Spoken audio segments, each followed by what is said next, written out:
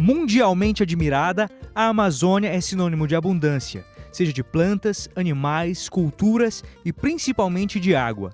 Cortada por rios, igarapés e paranás, as terras amazônicas encantam pelo fantástico encontro das águas e tudo aquilo que ele cria, muda e refaz. Hoje nós acordamos super cedo para contemplar um dos maiores mistérios da Amazônia.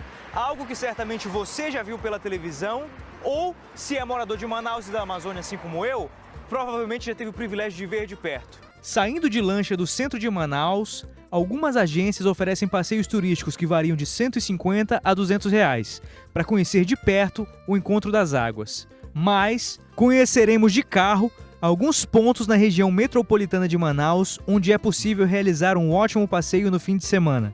Nossa primeira parada é no Mirante Ponta das Lajes, situado a aproximadamente 19 quilômetros do centro de Manaus, mais ou menos uma meia hora de carro.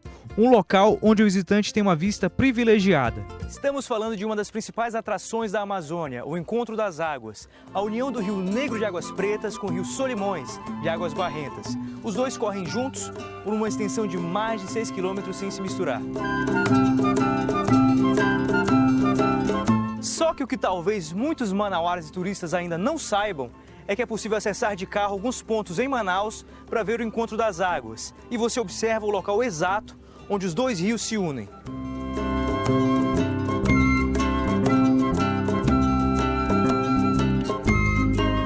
Daqui nós seguiremos para Iranduba, um município do Amazonas que fica bem de frente com Manaus, dividido pelos dois rios, de um lado o Rio Negro e do outro o Rio Solimões. Lá nós conversaremos um pouco mais sobre esses rios e acessaremos cada um de cada lado, né? E eu vou falar para vocês sobre algumas características de cada rio e diferenças que vão muito além da cor.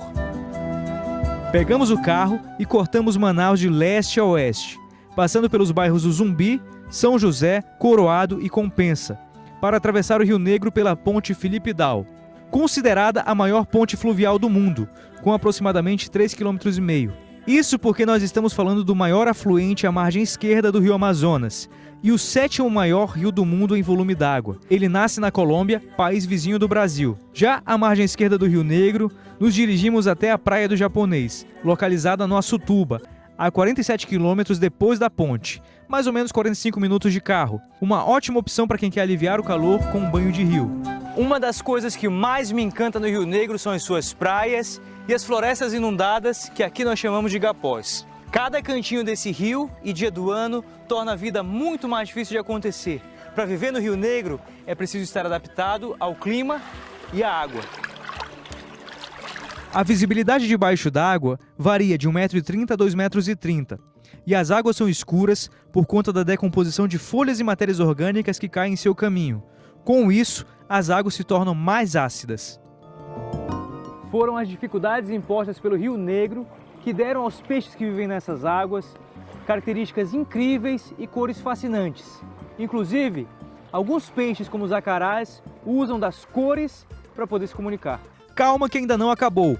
Ainda falta o grande rio de Águas Barrentas. Atravessamos o município de Iranduba pelas estradas até chegar ao porto, a 49 quilômetros da Praia do Japonês. Aqui você encontra restaurantes flutuantes, onde além de comer bem, é possível pescar.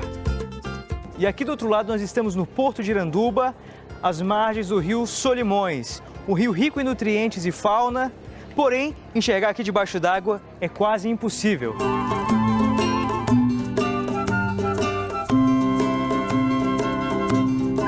Por isso, alguns peixes como as arraias e os bagres e os peixes elétricos desenvolveram formas estratégicas, de enxergar sem os olhos. Olha esses bigodes aqui.